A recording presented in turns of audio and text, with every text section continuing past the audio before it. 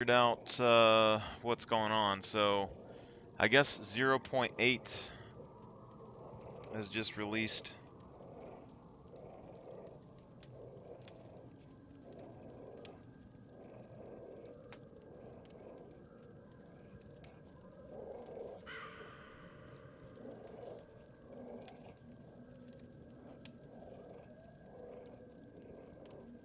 So let's look over this real quick. I might take a short break before we get into this, but we'll kind of review over it. We'll look at their trailer, which I'm assuming is the same trailer we watched the other day. So going nuclear.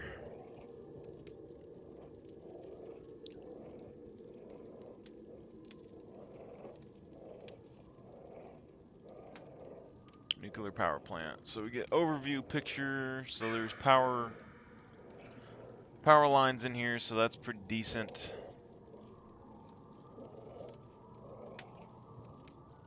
Big building here. We got to dissect this at some point. So, big building. I'm guessing this is a reactor building. Smaller compact area here. Some sort of loading dock.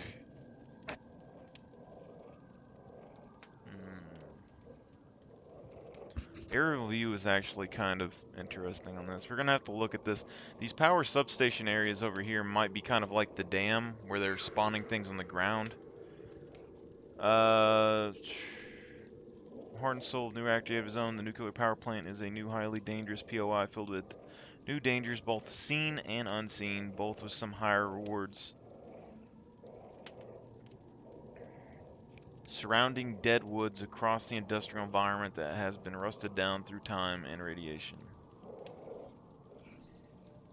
Also, with the new building system they're putting into the game, the C2 castle is going to be absolutely busted to build at, because you're going to be able to build buildings inside of the walls now.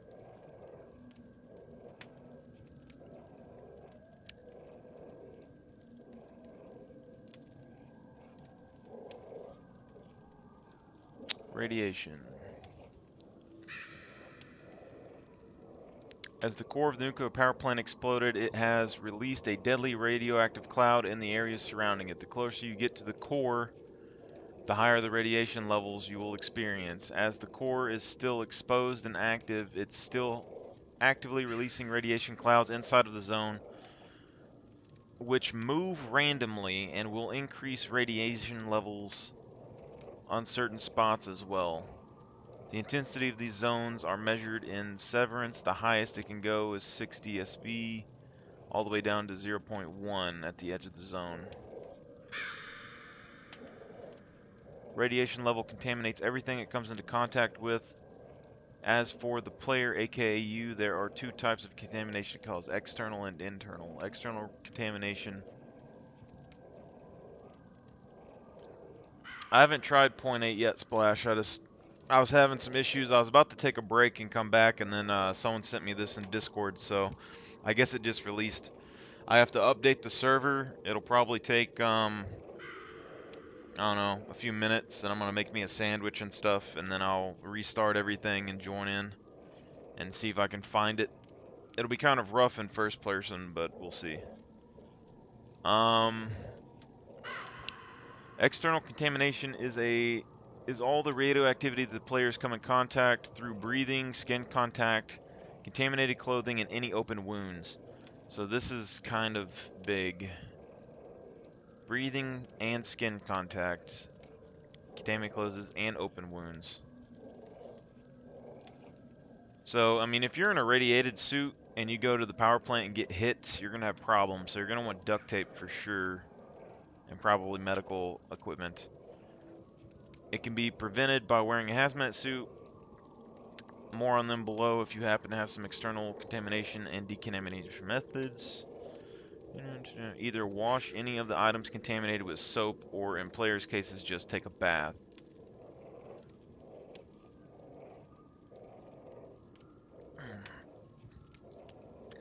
Well, they don't have showers in the game yet, right? I mean, they have showers on the map, but they're not functional as far as I know, so What gets me is when it says up here,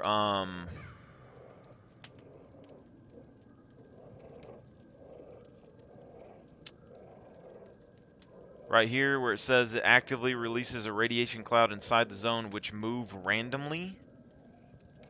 I don't know if it's talking if the radiation cloud moves randomly inside of the zone, or if potentially they're going to allow this radioactive cloud to move outside of the zone across the map. Because that would be kind of cool if this thing moved across the map.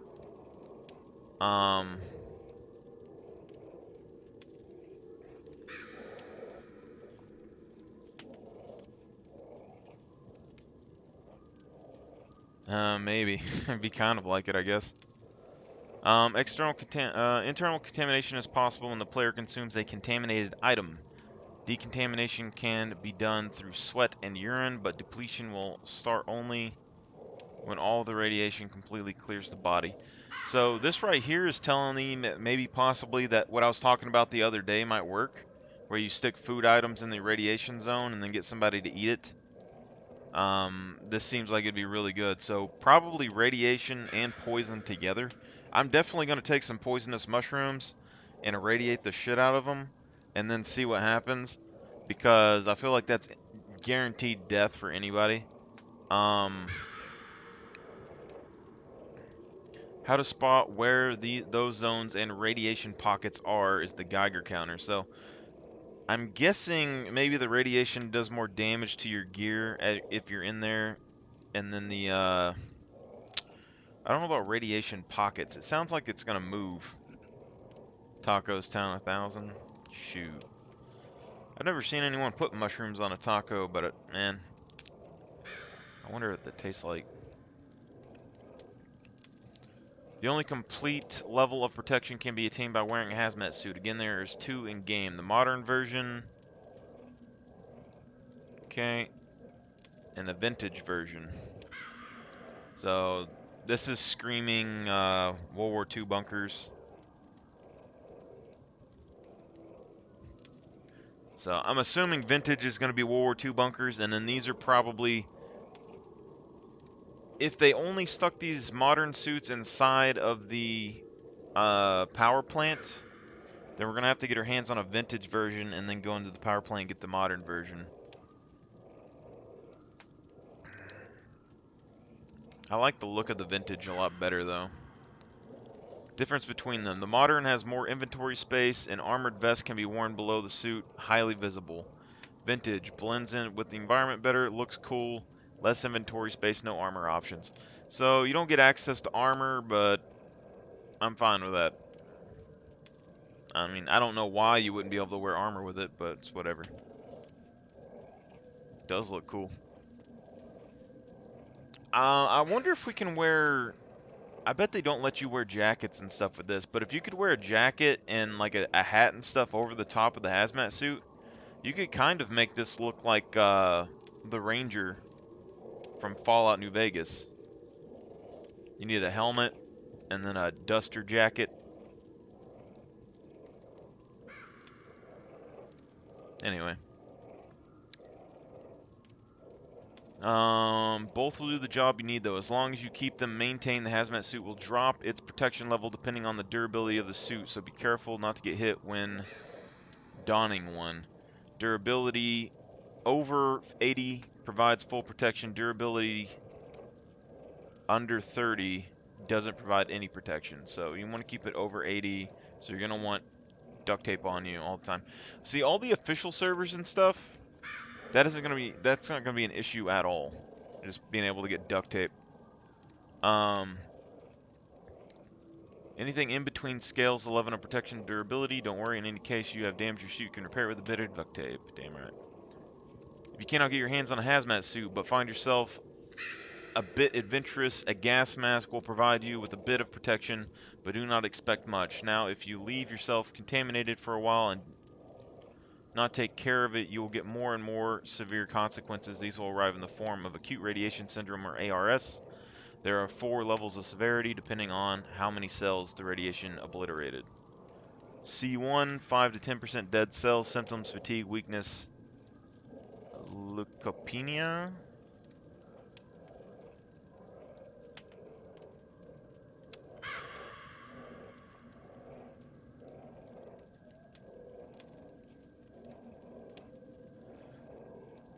is a decrease in the number of found in blood. They are the white blood cells and are the body's primary defense against. All right, so you're gonna be at an increased risk of infections and stuff when you have a C1. Fatigue and weakness is kind of big as well. C2, 10 to 20% dead cells. Symptoms: hair loss, random bleeding wounds, moderate leukopenia. A little upset about the hair loss, I ain't gonna lie, but I guess it's gonna be faster than doing a haircut in this game so far, so. Random bleeding wounds that kind of sucks. Especially on the official hardcore server, like, it takes a long time, like 15 minutes to get a C1 to heal. So that would suck. Hand washing, I don't know about that, man. You're gonna need a lot more than just washing your hands for this. C3, 20 to 35% dead cells. Symptoms: diarrhea, vomiting, dizziness, severe. 35 to 100% dead cells. Symptoms: nausea, vomiting, severe diarrhea, death. Just the diarrhea alone. Ugh. I can only imagine. Regeneration rate of dead cells depends on severity as well as... Oh, God. So I'm guessing whenever you have this effect, you're not going to regen your HP as fast when you have dead cells. So... I mean, this is a very low percentage. I don't even know if this matters. Alright, 2 types of treatment. Phoenix tears cure all of it, and it is only possible to cure C4 level of radiation poisoning. The new potassium iodine pills are used to block radiation for a determined amount of time. 1 pill can block 2 SV for half an hour, and taking multiple pills only prolongs the effect. It doesn't make it stronger. After that time, the blocked radiation returns. Now, you might be wondering, that is all well and done. Also, thank you for the nightmare fuel, but what is the benefit of going there? So, the iodine pills are going to keep you alive while you're in there, but you're going to have to deal with the radiation after. So that's... you're going to be able to go in there without a hazmat suit, which I'm not exactly sure how I feel about that.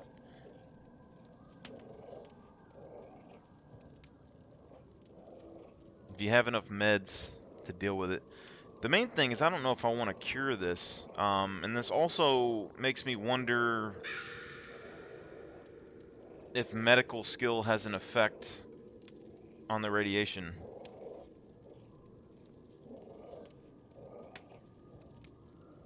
And he's going to bleed inside the suit. It's going to be nasty. What the hell? Pup?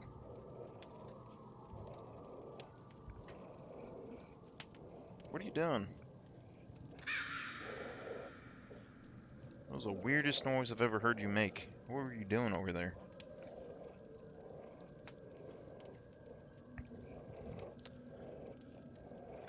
I mean...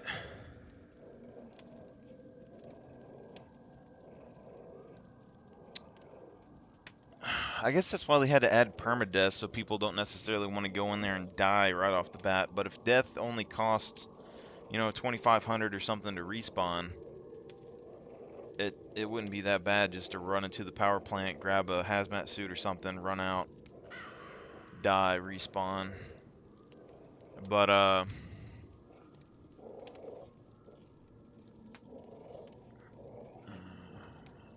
a little iffy on this. If medical skill has any effect on the radiation recovery, though, it might be worth it, because I really hate waiting around to heal something. When you go to zone, what you want to look for are special new wardrobes. That's where the money is. So the hazmat suits. Inside, you can find even more hazard protect gear, but the real money lies in one of these. Okay, so uranium and whatever the hell this is. To the left, we have a depleted uranium, and to the right, we have graphite blocks. Depleted uranium cannot only be sold for a hefty sum at the trader, it can also be used to craft armor-piercing bullets or crap for short. Okay, funny. Graphite can be sold for good amount of money, as well as for now, but there are plans for more functionality in the future. Now, both of these items are still highly radioactive, more so graphite than depleted uranium, so extracting them from the zone will require one more thing, a sealed uranium container. This new storage item will be used to safely transport all the contaminated material from the zone to wherever you need it to go. So, on one hand, I kind of hope that they allow us to make traps out of these at some point. But if these items are making an area irradiated, depending on the size of the area, that means all you have to do is drop one of these things on the ground outside of someone's base. And the odds of them finding this thing seem slim to me. You're going to be able to poison everybody, depending on how large the radius is. Now, graphite...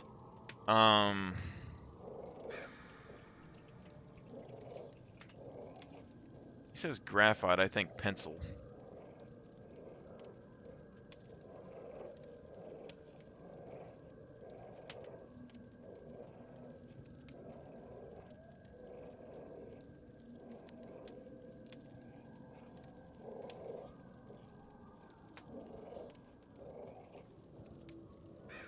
I had no idea graphite was used for so much shit.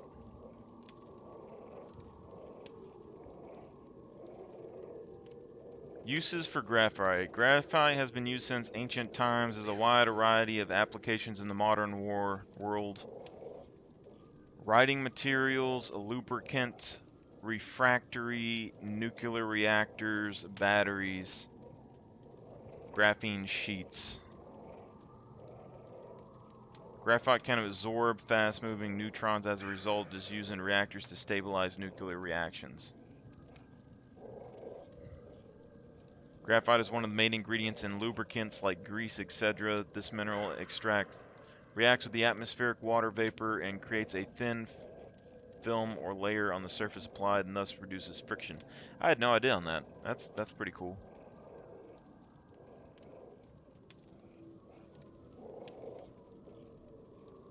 Graphite by nature is water repellent, so it offers a protective coating on wood and other surfaces.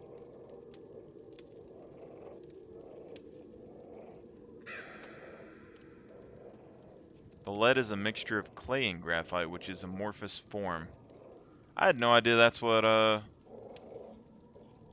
lead was.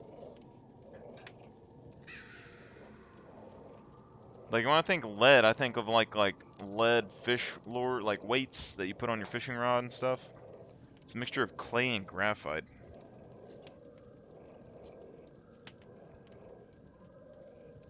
That's nuts.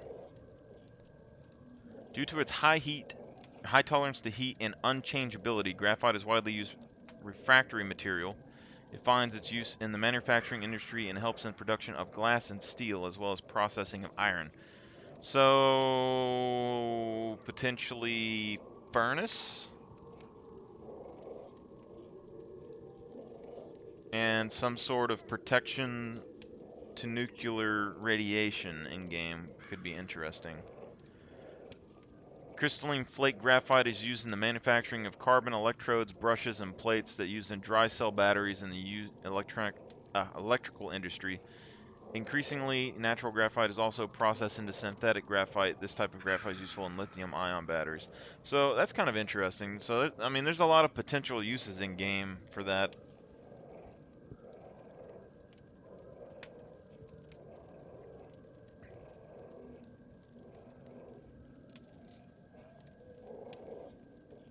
Definitely interesting. Now, we also got to look at the shape that they make this. It's a big block with a hole in the top of it. So the question is, why would they make a graphite block look like that in game? And you could say that maybe the irradiated thing goes in the hole, so that's a possibility. Maybe they slid this thing over the rods, which could be a possibility. Or if they were ever going to use this thing as a furnace, then, you know, pouring the metal in the top of it could be good as well. That would also give credence to, like, the bonfires. There's not, like, a lot of uses for the bonfire, but that's a pretty big fire. Uranium rods. I haven't seen anything with rods yet. But this thing right here, but from what they're saying that this is where the money's at, is the power plant. So the official server's economy is fucked at this point, unless they changed anything on it, because you can already instantly get rich at Naval or D4 in an official server. If this stuff sells for anything compared to that, I mean, that's a lot. That's a lot of money. Modular base building.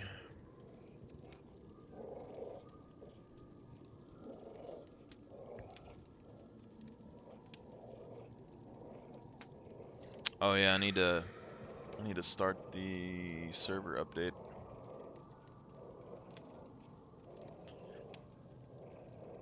Stop the server. Oh, it said somebody's on. Damn. They're about to be pissed.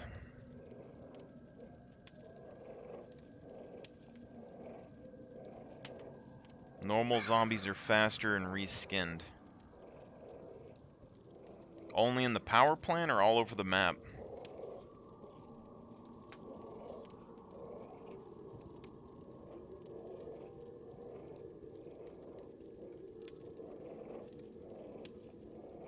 Okay. I'm gonna start the update on this. If they're as fast...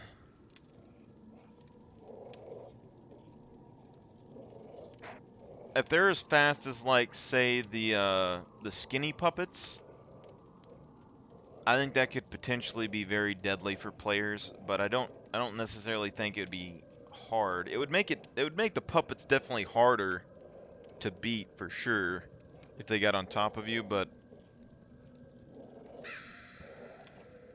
I mean, as long as you don't run out of endurance, the small puppet can't really hit you anyway.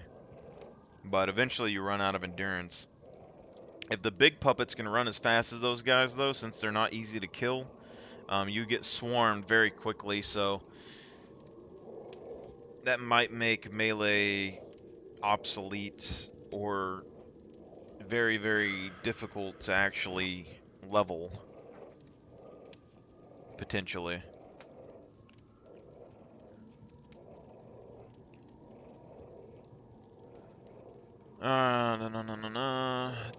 They have different foundations, different walls, stairs, etc. These are the basic new base building elements you need to utilize with more weight in the future. So this is why I'm saying the C4 or the C2 castle, like we were building on the official server, is now going to be like one of the most powerful positions on the map, because you can build these foundations inside of the castle, and you can build structures inside of the castle walls. And it's the only POI that I know off the top of my head, besides like there's like one little town that you can take over and the lighthouses, that has like walls the way the castle does. So that's already super powerful. Especially with the options here too. This means that like you don't necessarily have to build so like I was doing before, where I had a wall and then a foundation and then a wall on the other side. You could put a foundation on the ground, put two of the base building walls on either side, and then put windows like this on top of it. So you could build your walls out of the base building elements instead of the actual walls themselves. I don't know if that would be worth it or not.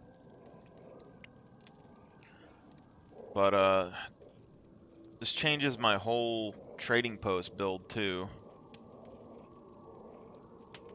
But potentially, I mean, you could make something better. This is kind of hard to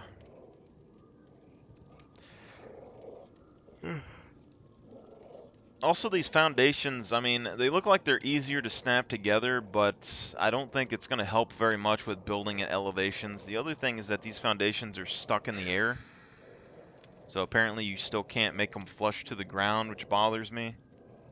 Um, so we'll have to see on that, but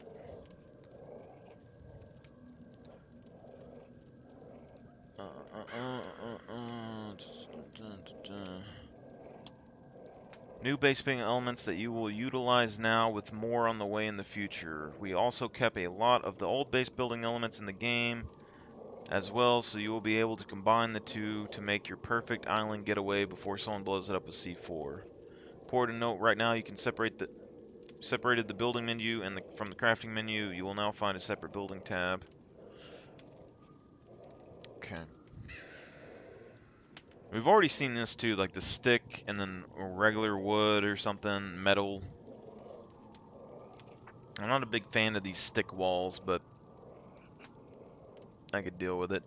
I also wish that the brick was faded.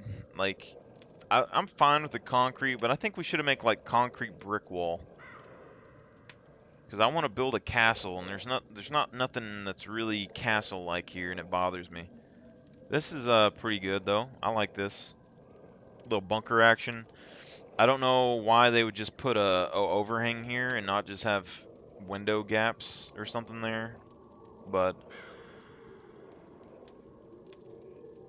there is a limit on how many modular base building elements you can place per flag. This limit does not count in regular base building elements. An important note is that the more players are in a squad, the higher the limit will be for the modular base building elements. This will not only help with the server performance, but also have a gameplay mechanic behind it. So now if you find a really big base, you know you can expect gear for a whole team inside. Private server owners can adjust the limit, of course. Okay, I'm not a big fan of limiting the base building elements, but I do understand because people are going to make these mega structures like this that are really impossible to break into. The issue is that if they don't limit how many flags a player can place, they're just going to do the same thing that I did with the trading post, and they're going to place like 4 flags right next to each other and combine everything into one big base, because that's what I did on the trading post. I think I could probably still make the trading post depending on how many base building elements you can actually place. And there's no limit to how many. It's only the modular base building elements there's a limit to. So all the regular walls and stuff you can still build. Kind of hurts my brain a little bit. And you're getting more base building elements per squad member, which means groups of, on the official server, a group of 10 is going to have a big ass base. But that just means that bigger groups are going to be impenetrable to smaller clans. Like, why would a small clan attack a squad of 10 that has a base that's 60 times as big as theirs, has way extra walls? Like, all you'd have to do is have one square in the middle of your base that has all your loot, and then just have a ton of walls and shit on the outside, and a small clans, you'd have to work so hard to bust into that. I really hate the way their metal looks. This is how Miscreated's walls look too. Bothers me. And this is how the inside of Miscreated's structures were kind of like as well.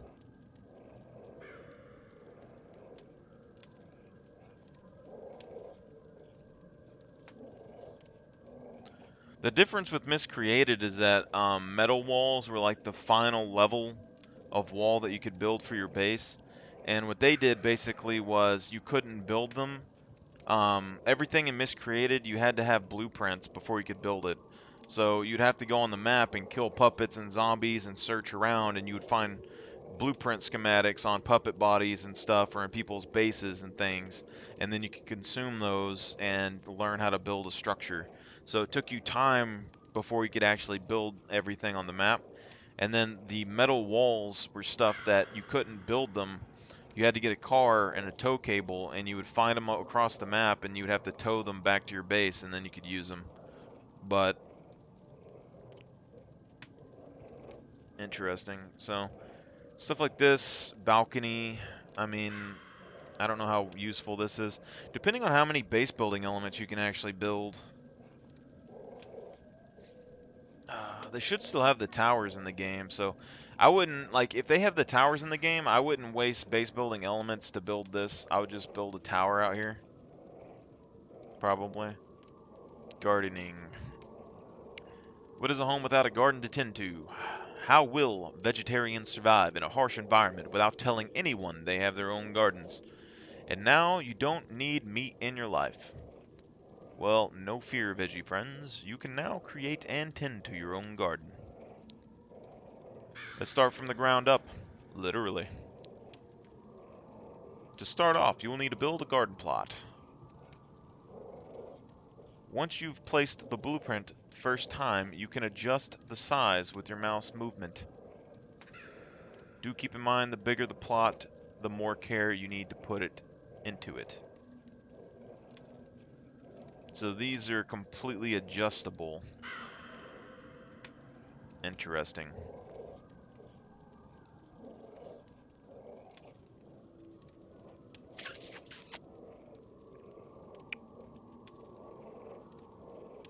I'm trying to think if there's any way you could potentially... I mean, you could build roads. Just take a garden plot, make one, and then stretch it really far and connect a bunch of them together. Make like a solid road across the surface. Also, landing a plane on a runway is going to be a lot easier with these foundations, probably. Even though it would probably still be hard to balance them out unless they made them taller. But that means, like, the C2 castle, I could make a landing field for airplanes now, apparently. That would be great. Once you place your little garden, depending on the size, you will have plots where you can plant your seeds.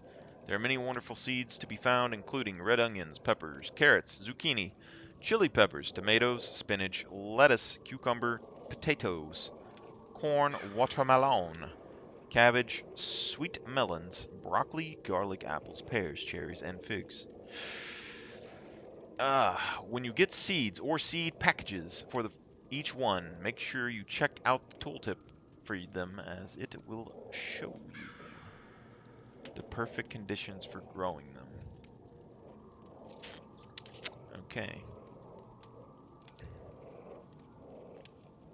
Also, you have your seed now. You can plant it. Notice he has an axe in his hand. I don't know if that's relevant. And that's it for the basics. Now we tend to the garden. Well, first thing is plants need water. There are 3 different methods you can water your garden with. Interacting with water containers, rainfall, and you can urinate on the soil. You can check the water level on each plot by going into focus mode on it. We also have a cute little item for it in focus mode. You can also check the other stats of plants. Now, the first thing I'm thinking about when he says that you can water plants by urinating on them, I don't know about water containers, but if you get your character full of radiation and then you go over and you pee on somebody's crops, do the crops get irradiated? Because that seems like a potentially very, very dangerous, hazardous thing that could happen. And if someone isn't paying attention, they could potentially eat some crops that they grew and they be irradiated and die. Because, yeah, depending on how many, irradiated pea crops you would have to eat.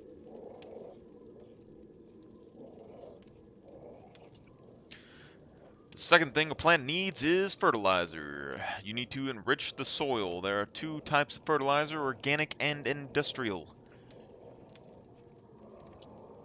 Organic will increase growth speed of plants by 25% and increase chance of successful harvest by 5%, while industrial will increase growth speed by 50% and chance to harvest by 10%. This chance to harvest is kind of bothering me a little bit because that means this isn't a 100% chance to harvest from plants, and this is an increase of 10%, which means what the hell is the base percentage, and does farming skill increase this harvesting percentage as well? Tomato plants that glow in the dark. Yes, sir. Then this should make it to where you can throw those glowing tomato plants and at people like snowballs and irradiate them. Be great. All right, cool. You have your garden, you have your seeds, water, fertilizer, everything is nice and planted. You're good, right? Nope, surprise. Nature wants to claim your hard field. Work for itself. There is still a danger of weeds, pests, and fungi to grow in your garden and kill your plants. There are different ways to combat them. First method is to good old-fashioned chemical warf. I'm guessing that's, short for warfare. No wait. That term is illegal. Chemical, tools, herbicide, pesticide, and fungicide. Herbicide, pesticide, and fungicide. Chemical way is the only way you can get rid of pests and fungi, while weeds can be rooted out by hand or even them hose, man. Okay. Having to manually go and weed out plants seems kind of annoying to me. Hopefully this is where like goats or something comes into play, or chickens, even though they might damage your own crops. This percentage to harvest thing up here seems kind of annoying, but this 50% growth speed seems like it's going to be kind of annoying as well. My thoughts on this is they had the power plant, but are these fertilizers, I'm assuming, are going to start spawning in the farm areas around the map? Or if there's going to be some sort of, like, massive feed mill or something that spawns these things, kind of like the quarry. I would assume those small gardening shacks and stuff that have the hose and shit in them are probably where these are going to spawn.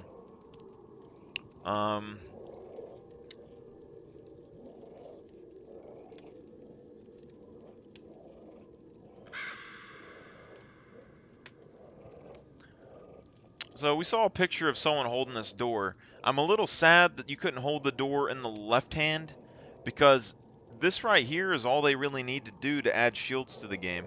Just let you take the modular door piece, hold it in your hand, and then you could have a sword or whatever in your offhand. Boom. Shield. It looks like this chick is pushing this car. This is a big, that's important. Hold up.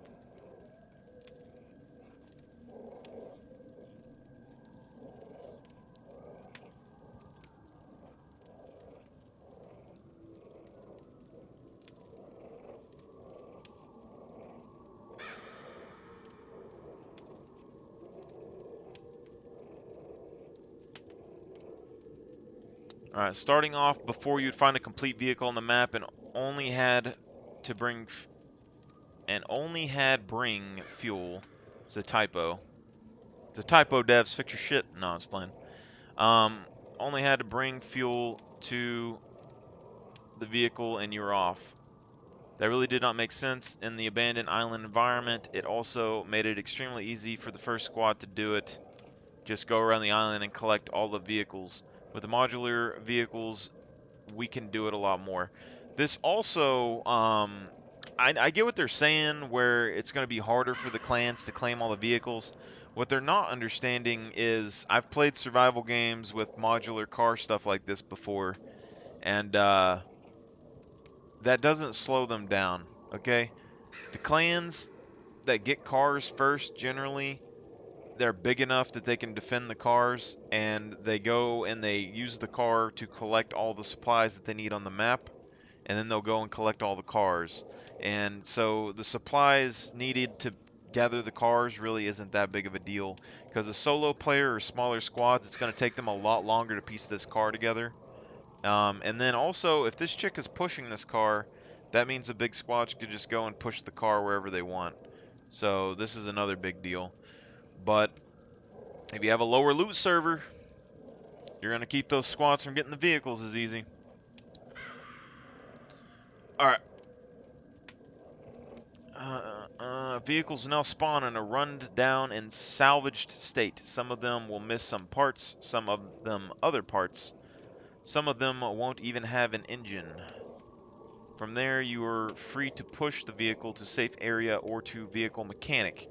You can even salvage parts from them if needed. It is entirely up to you. Pushing this thing to a mechanic seems really fucking dangerous unless you have a big squad with you, because you're just going to get shot. Potentially, if these vehicles are spawning around the map with different components, then that means that even in a low loot server, finding the vehicles themselves would be better than actually going and finding the components, because they're guaranteed to have specific items on the car, and then you take them off the car and you're going to keep other people from using the car. That also has the question of, if these cars can be taken apart like that, can you then destroy this frame and make it blow up and respawn and get more parts off cars?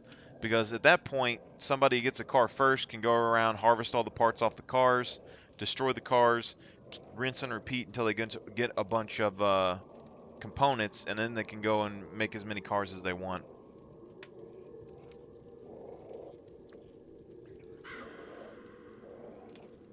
So, like, if this car has an engine in it, and you get a car, and you and your squad drive around, you can just take the engine out of the car, stash it at your base, keep doing that all over the map, and destroy these vehicles after you're done.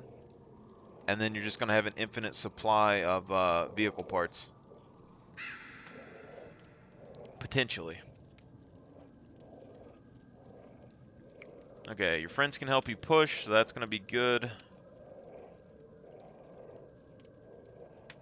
Some of the parts you can remove and install instantly if you have them: doors, hoods, etc. For the engine, you will need you go to the car mechanic.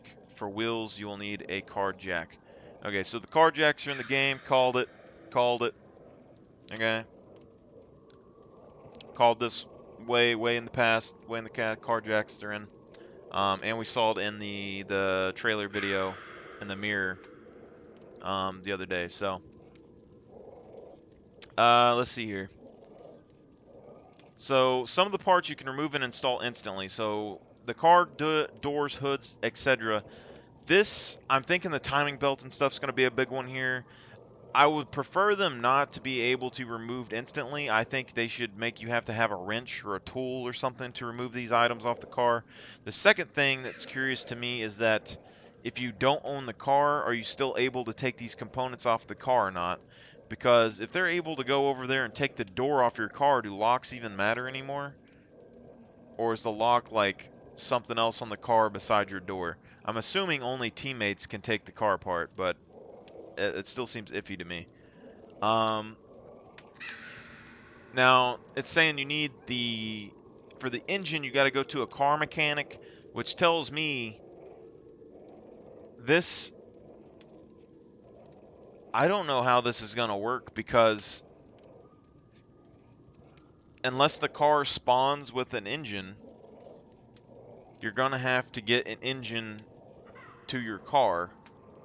And if you're pushing this car into a trader, you're going to die, especially on a populated server. I mean, there's no way you're going to get that car in fast enough before you get shot. Towing, potentially, I guess, if they have a towing cable, but I haven't seen anything for that yet. And then you still have to have a car before you can tow, which is it would just make clans that much more powerful. Because if they have towing in the game, the first clan that gets basically a big clan can get a car. They could drive around, take the components they want off these cars, tow them into the traders, sell them for money, and then they could keep doing it.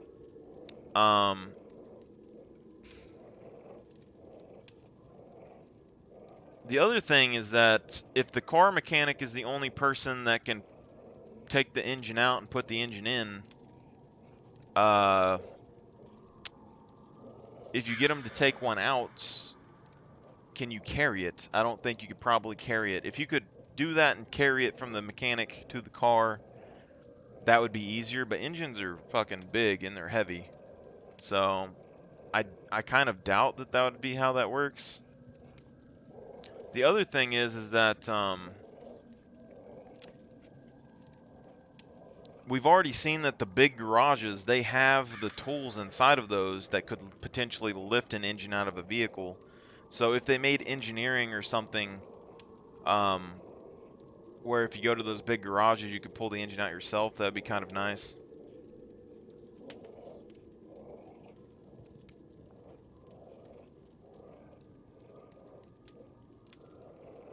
You can drag boxes? Oh, drag it on the ground. Okay, yeah, that is true. So if they give you access to it, the thing I'm noting here is that it says for the engine you need to get to the car mechanic, which tells me that they're using that chain that holds the engines and they drop it inside, which even if you could drag the motor, you wouldn't have access to one of those unless they let you use the other traders. Okay, let me see here. All the missing parts can be either looted in the world or bought at the car mechanic. Armored upgrades can only be attained through the car mechanic. Okay. For car mechanic services, make sure you park the car at the car lift station. You can hold interact keys to lift it and do required maintenance. Okay, so I'm hoping they're not going to allow other players to sell your car while you're messing around with this, because that would be very annoying.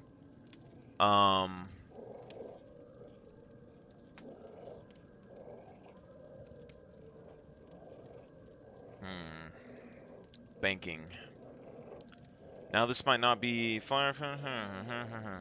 banking. All players have bank accounts set by default. Default bank account balance is $0. Players can deposit money on the account in outposts by visiting the bank or the ATM machines, which are scattered throughout the island and the numerous POIs.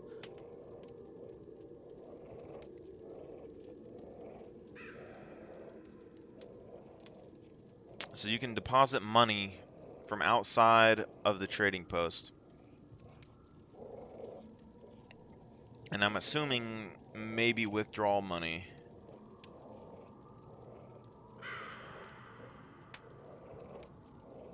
Unlimited amounts of money can be deposited in the bank. Players cannot withdraw or deposit money from ATMs without a valid credit card.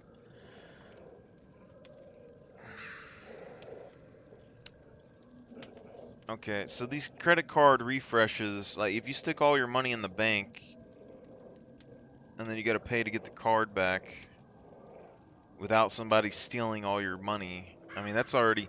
I can already see a hack come down the pipeline where people are just sitting there and stealing everybody's credit cards.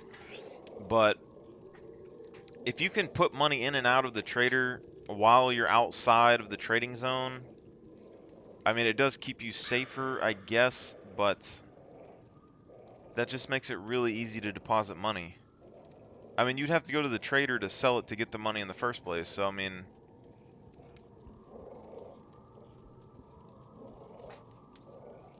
I don't know.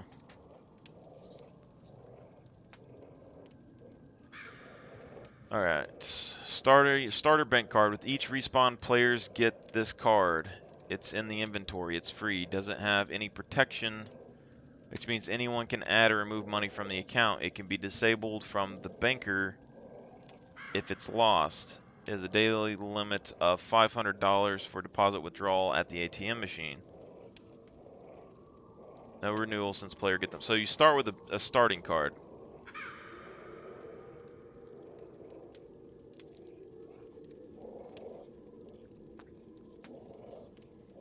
But it doesn't have any protection, so it doesn't have a PIN code.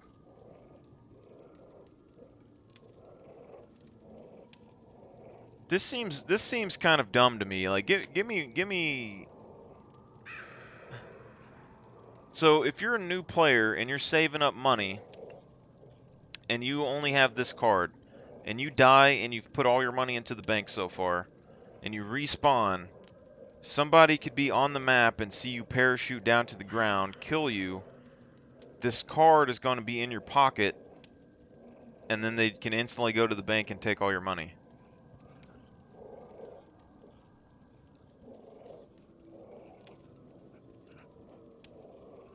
Or if you're a new player and then you die and somebody takes this card and you respawn, if you get the same exact card again, then they could just wait around until you put money in the bank and then take it.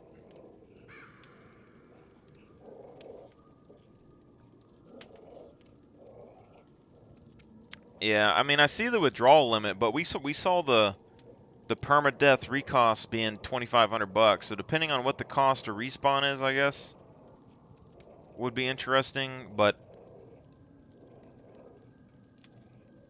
well, I guess if you're respawning, maybe it just goes directly out of your bank account. But the thing is like 500 bucks a day, and a day is like 6 hours on the official server. You can't really buy anything for 500 bucks.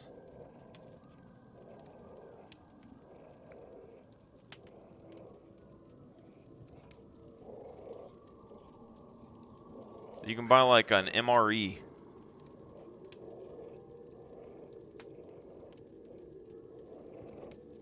You buy like an MRE or like a rope. That's about it. Drinks. Classic bank card costs $100 and can be purchased by the bank or any other ATM, and can be purchased at the bank or any ATM machine. So these guys can purchase cards at the ATM machine, which tells me that you could possibly get mugged at this ATM machine. As it has one digital pin protection, before every transaction has been made, player has to enter a one-digit pin. Has to enter a one-digit pin. Wasn't there more than one digit on these pin numbers? I could have swore. If it's just a one-digit pin, there's only 10 options.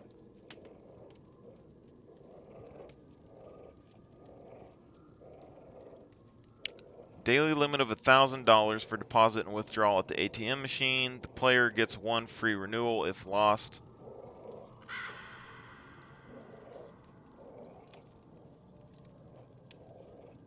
And then has to pay the full price each time. The previous card is canceled and a new one-digit protection pin is assigned.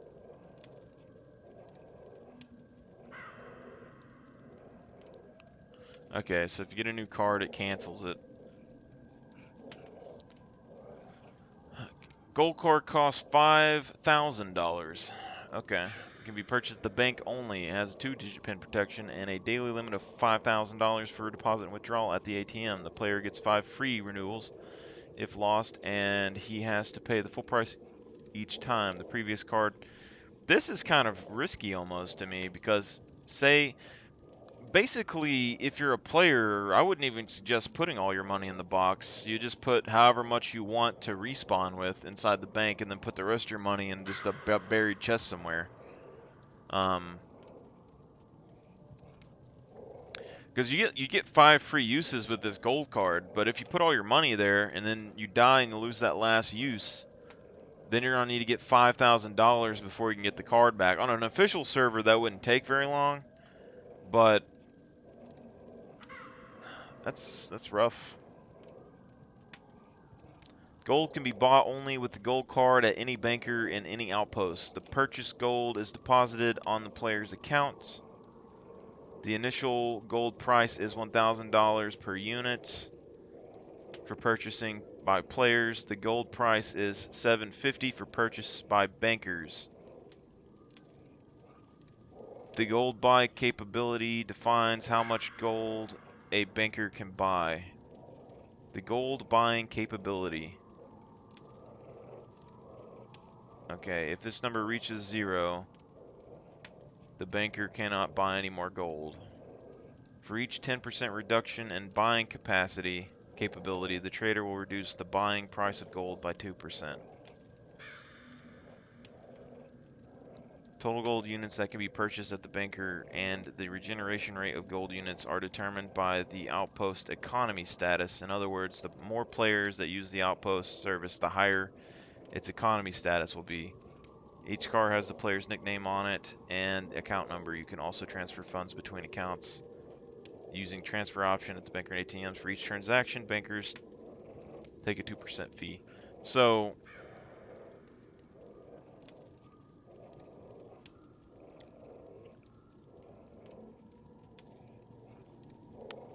It says the initial gold price is $1,000 per unit. And then there's a set amount of gold that regenerates. So I'm guessing the gold value is going to increase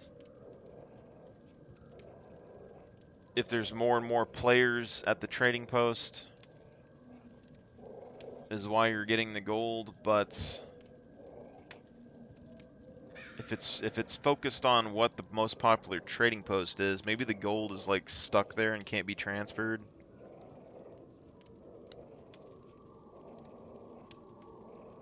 I see potential issues with this. I don't know. I mean, this does help official servers a little bit if people have a reason to buy the gold and kind of sink their money into it. And put more stuff in the bank, but I just don't see an official server. I don't think this is enough to solve the official server's problems.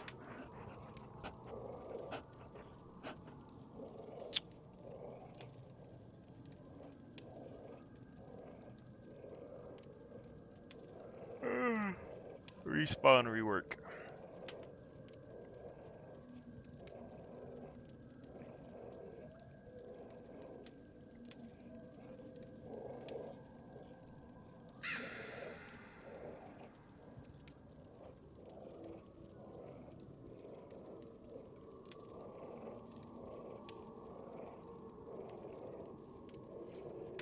I've already seen some people do videos where they were testing out this fame thing and they like picked an item up off the ground and it increased their fame.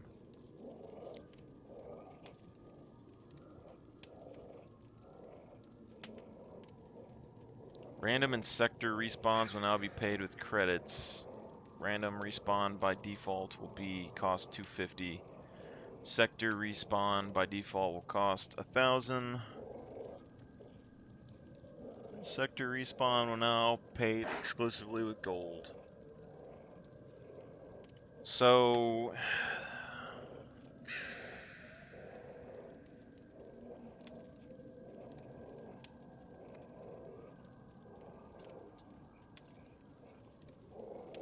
this is a problem right here, I think. Because if there's only a set amount of gold that can be bought at the trader, the more powerful clans are going to be the ones buying up all the gold. And if you can only spawn at a shelter using gold, then the big clans are going to be able to respawn at their shelter a whole lot. And then the other players aren't going to be able to spawn at their shelter to defend their base.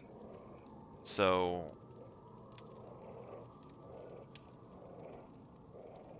oh. Permadeath. To discourage players from overusing the commit suicide option without consequence, we've introduced permadeath. Players can go into negative balance when respawning up to a maximum of 2,500, but only for random respawns. If a player passes the 2,500 respawn threshold, the company will not respawn his or her character again, and the new character has to be created, meaning permadeath has happened and respawn options will not be possible.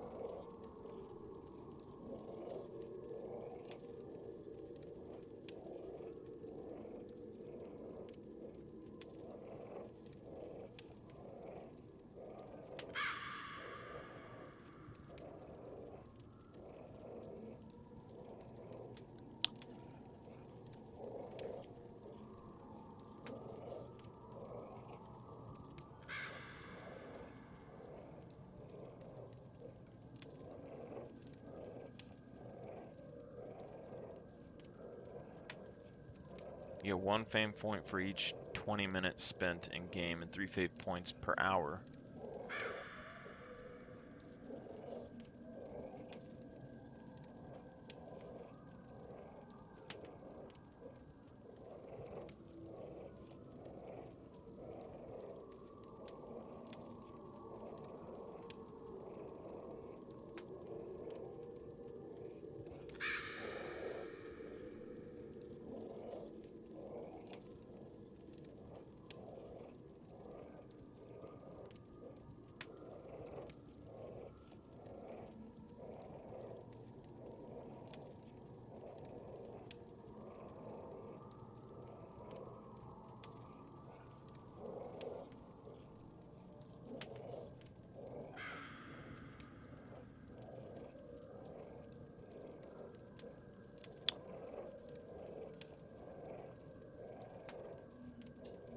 So the fame points that can be farmed, there's players that, especially on the official server, there's players that only do kill boxes all day long. So they're gonna have a shit ton of fame points for this. But there's no purpose of the fame points, it seems, besides, you know, looking cool.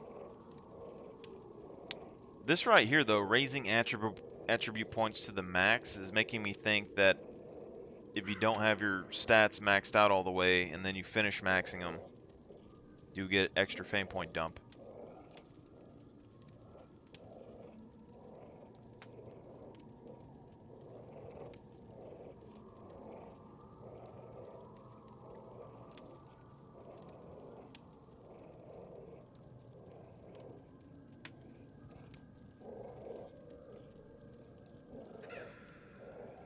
Actions that make you lose fame points. Suicide.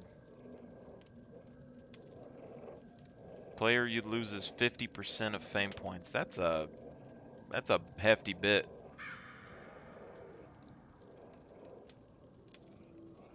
Buying loot.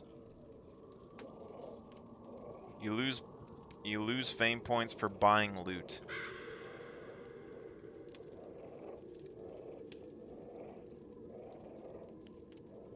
The prisoner can't purchase anything at the trader without fame points.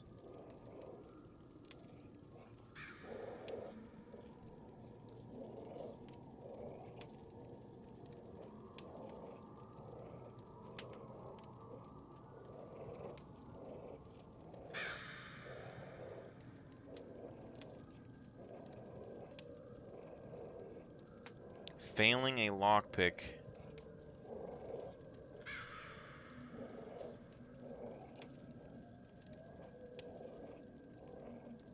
This right here, if it's going to be this hard to get...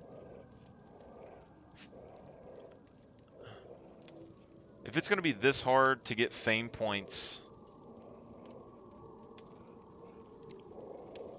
I don't know if lockpickers are going to be able to get enough unless they just have a bunch of items that they're finding. You're going to have to do a bunch of kill boxes, but if you do a kill box and you're failing the lockpick, you're going to lose fame. And getting killed by another player, so... God. This could potentially... This could potentially make official server kind of playable, but there's still a lot of loot on the map. The issue here, though, is that you can only buy loot from the trader with fame points. And the item availability depends on the number of fame points that you have. So the biggest tribes are going to be able to kill players and they'll lose fame points, and then those players that die aren't going to be able to buy items from the trader. But I do like the system a little bit, because it means that people that are experienced get a benefit for raiding and stuff, because they can just sell things and buy things at the trader. And then the people that aren't... Okay.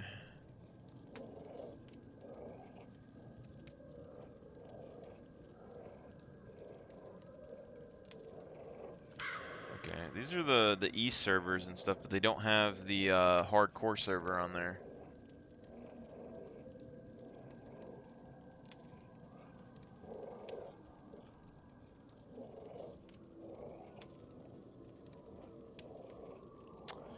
I don't think it's allowing me to update...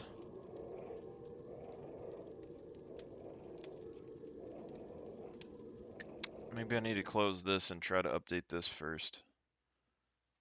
Because I'm not having any... I just updated the server and it says it's at 0.7.5.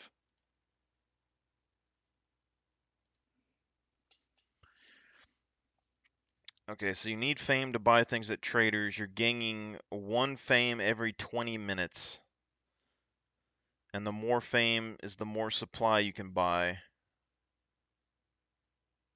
And you get bonus for looted items.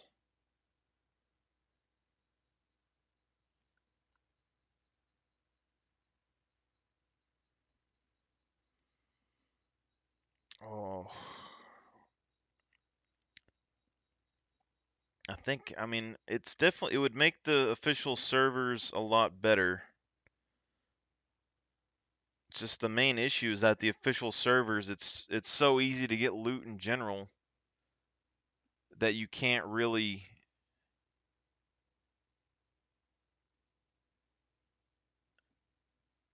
you're just not going to have as good of a gun. But it's not hard to get loot on an official server, so you're going to be able to get armor and guns. I mean, I guess armor would be harder to get because you're not guaranteed to find it, but you can find guns and stuff still.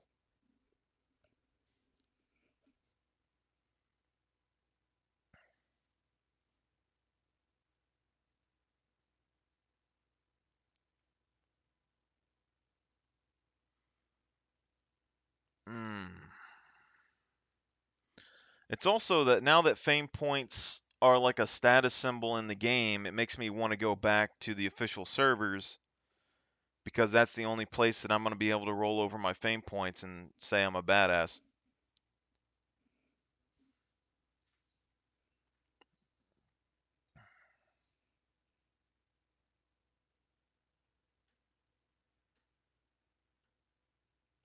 And we could go official hardcore.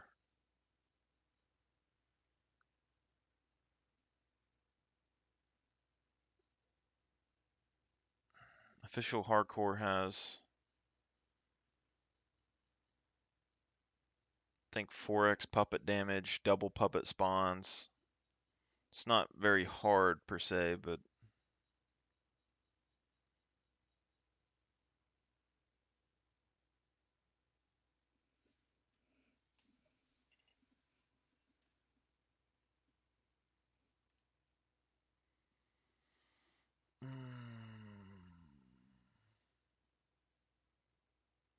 oh, I just saw your message, Splash.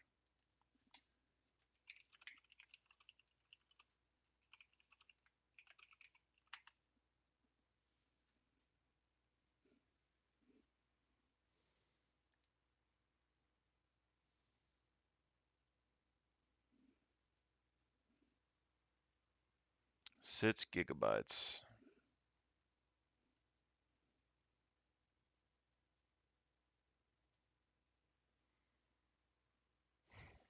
Do I go back and try on the official server is the question.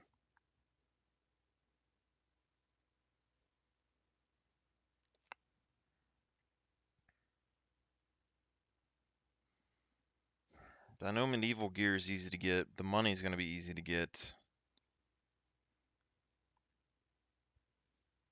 I don't think I can go back to the official server just because, like, my basic kit is a bow and a sword and armor, like just craftable armor. Like, I never really cared much about getting anything better than that.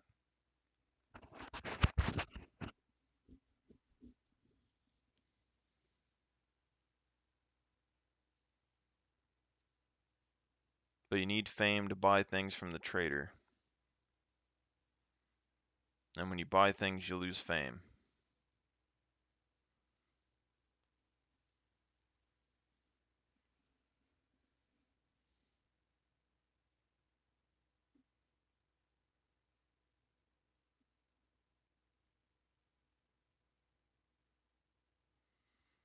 Mm.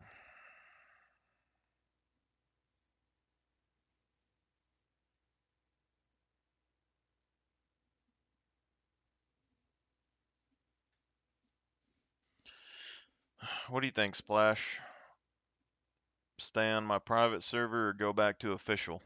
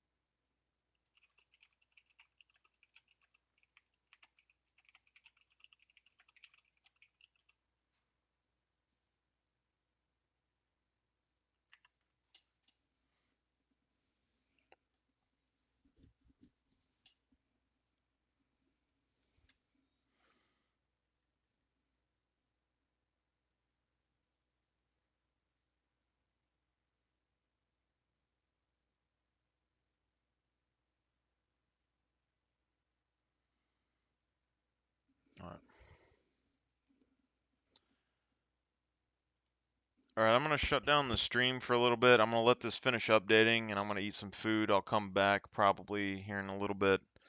I sent a message in Discord seeing if any of the other guys are playing this update, I guess. I think the guy who's still in the hardcore server is still there.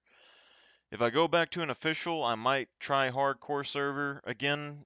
Um, it's not first person only though, that's the only problem, but other than that, so I'll be back in, I don't know, 30, 40 minutes or however long this takes probably.